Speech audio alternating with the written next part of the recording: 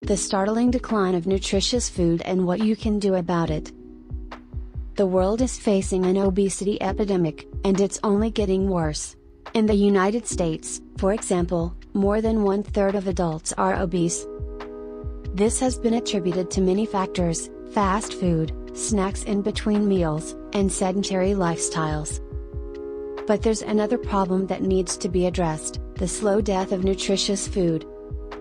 The decline of nutritious food is a result of several factors.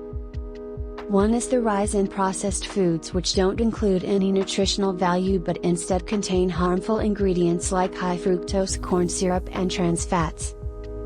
Another is that people are eating out more often than ever before, and so they're not cooking at home where they can control what goes into their meals.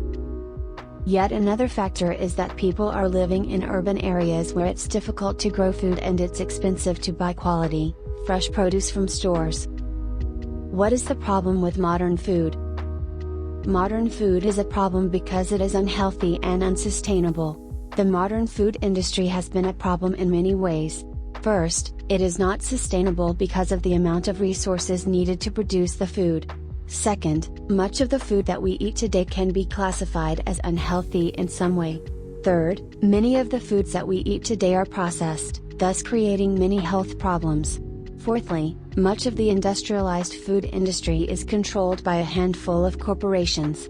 The modern food industry creates a problem in terms of sustainability because it takes up a lot of resources to produce food.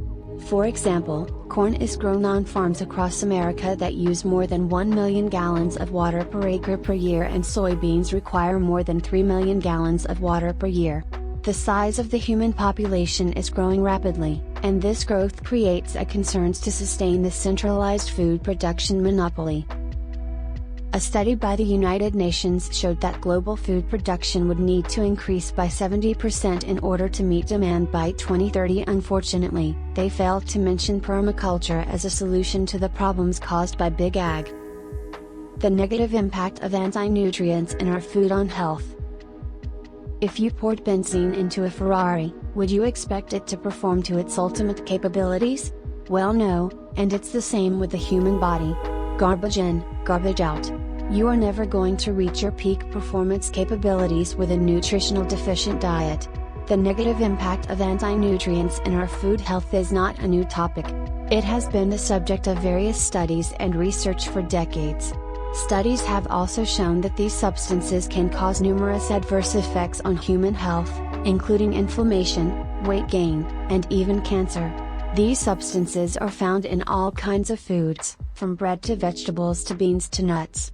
So it's important for us to know what they are and how we can avoid them if we want to maintain a healthy diet that will keep us feeling good throughout the day.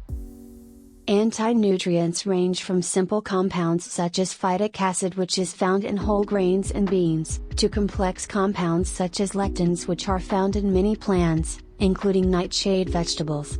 As a result of the phytic acid in whole grains and beans, they have a high level of calcium oxalate crystals that can cause kidney stones. In addition, phytic acid binds to minerals such as calcium and magnesium, so they are not absorbed by the body.